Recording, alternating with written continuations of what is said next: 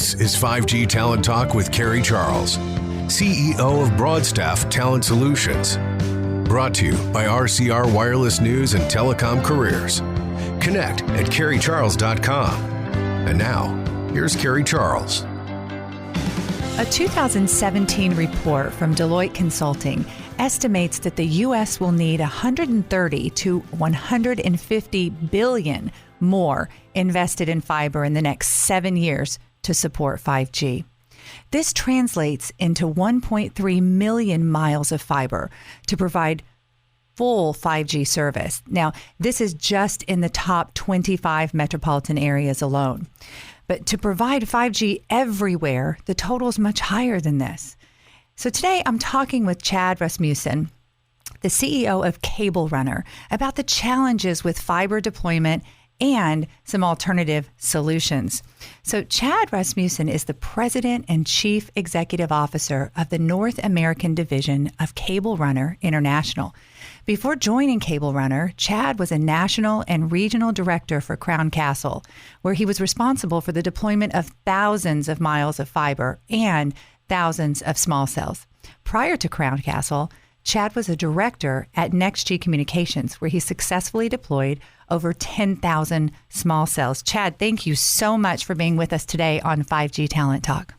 Well, thank you so much for having me today, Kerry, and thank you for that nice background summary and introduction. So, Chad, tell us more about Cable Runner. So, Cable Runner is an innovative fiber service company which utilizes our patented product and procedure to install fiber in existing storm and or sanitary systems. Our parent company, which you referenced, Cable Runner International, is based in Vienna, Austria, and has a 20-year track record. In fact, the technology was invented in Vienna by the head of Public Works, whose incredible vision saw a way to tap into this underutilized resource for more than, well, the obvious, I guess. Kidding aside, our technology offers a significant advantage in terms of time, cost, safety, and resiliency, given its placement in this existing sanitary or storm infrastructure. So, Chad, you have been in this business a long, long time, and you know fiber. So what challenges are companies facing today with fiber deployment? Well, I would say in general, municipalities, their first challenge starts with permitting and permitting volume. There are thousands of applications hitting the desks of public works staff all over the country, even as we chat today. The challenge is that they all have to be reviewed and processed, and there's simply not enough people to do this. I would say that permits are often delayed as they become associated with, fiber permits become delayed as they're associated with wireless locations or small cells. So in spite of, state and federal legislation in many of the areas intended to streamline a permitting process for fiber and or small cells, many folks are still struggling, many cities are still struggling with how to handle the vertical and wireless component of 5G technology. Additionally, I've heard stories about cities being concerned with land banking of fiber, which is delaying permitting for otherwise enterprise-related fiber. And what I mean by that is a city might think a carrier or a cable company or anyone who's looking to install fiber is they're actually placing fiber ahead of small cell deployments, so kind of anticipating that small cell infrastructure in the future, which can be contentious. So as a result, the legitimate enterprise applications for connecting, hospitals, banks, businesses, and such are being delayed in that process as well. So what other challenges or barriers to fiber deployment do you see? Well, aside from the aforementioned permitting delays, I think cities are struggling with not enough field resources in the form of, a city or public works inspector.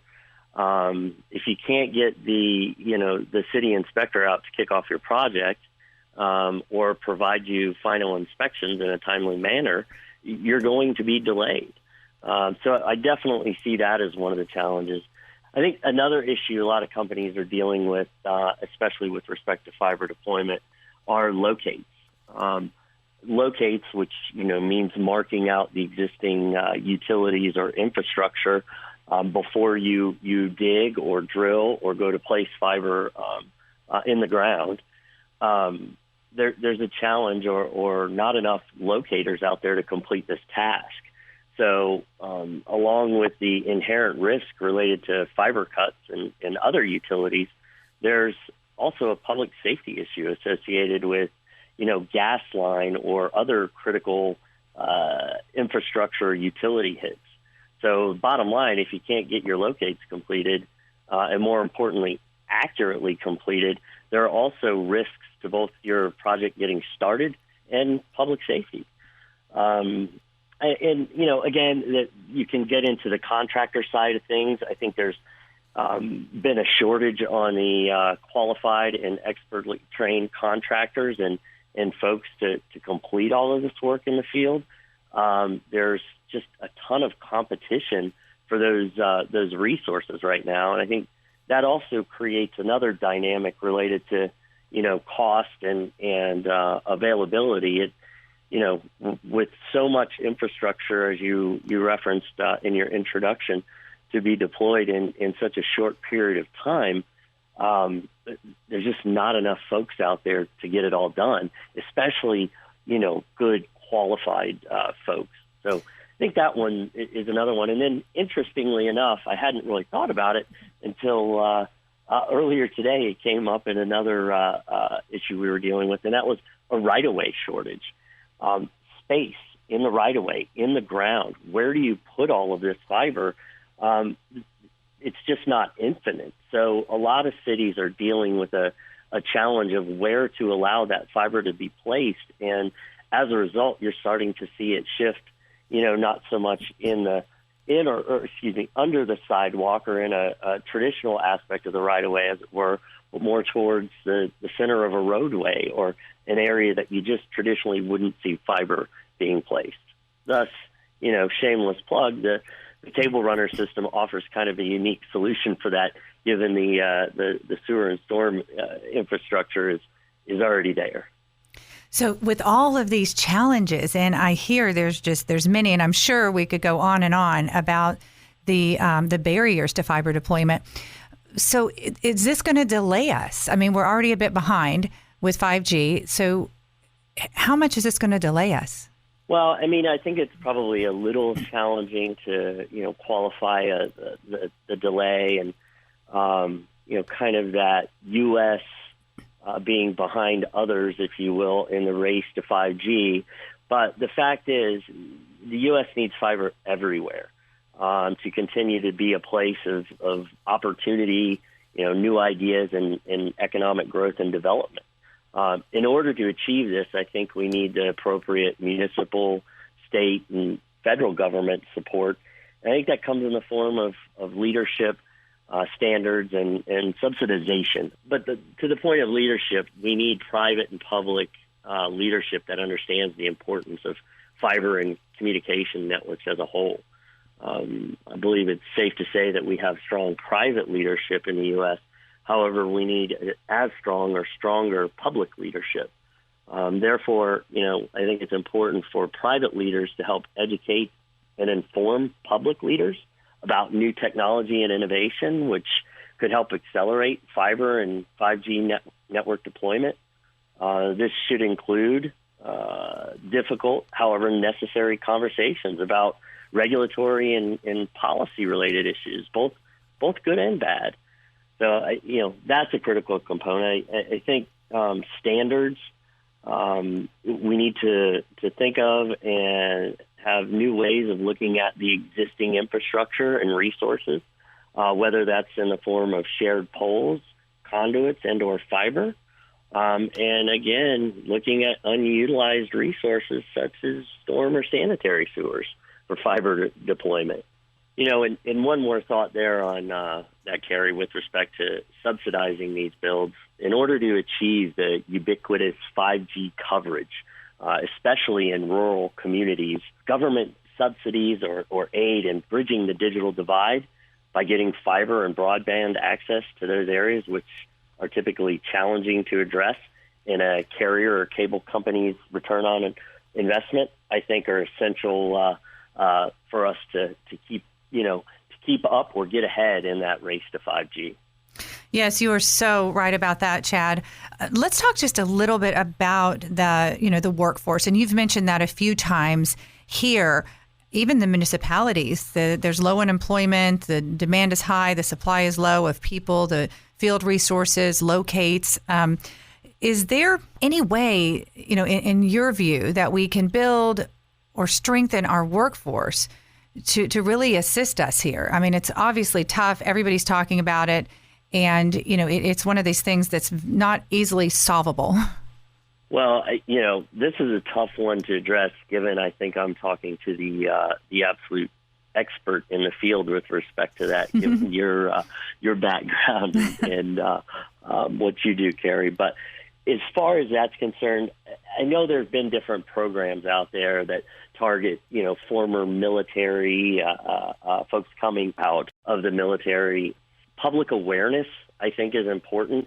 A lot of these jobs are great jobs. They're fun jobs. I think our industry has great people to work with. I think that they're well-paying jobs.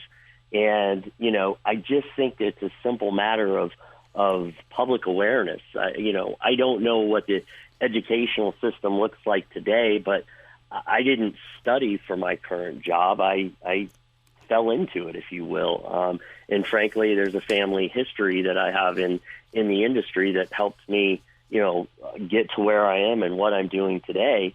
But without that, I don't know that I would have ever known that these careers existed. And I certainly think they're pretty amazing. So figuring out how to bridge or create a bridge towards public awareness and informing folks that these opportunities are out there, I think is probably the most unique challenge we have to help, addressing the need. I agree. Now, Chad, I see this on your bio that you worked as a tower hand when you first started. Is that true?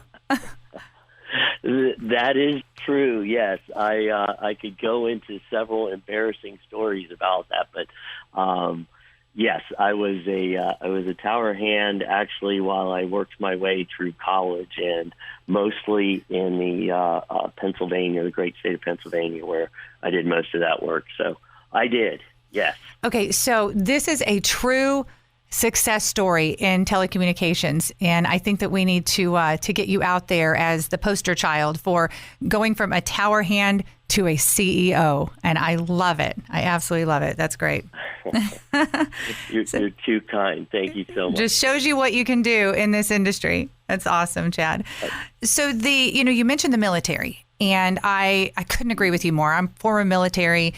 And I do believe that we can work harder in this area to get more of these folks to join our industry. There are thousands and thousands of people leaving the military each month. So I think that is something I agree with you that we can focus on even more. Chad, let's talk more about Cable Runner, because we want to look at this alternative solutions, an innovative solution. That's exactly what Cable Runner offers. So tell us about how does this technology solve many of today's challenges with fiber deployment? Well, again, starting with the permitting time delays, your permitting is minimal in utilizing the Cable Runner application. The engineering associated with it is using largely existing infrastructure, so it cuts down on the timeline associated with that. Your permits are almost minimized to a traffic control requirement, which is fantastic. Your costs are considerably reduced, given that you're, again, using that existing infrastructure as well. So, again, huge benefit. And then I'd say the other components are related to time to market. We can deploy very quickly in those existing facilities. So your project timelines and the demands related to rapid 5G deployment are addressed. And lastly, it's incredibly resilient.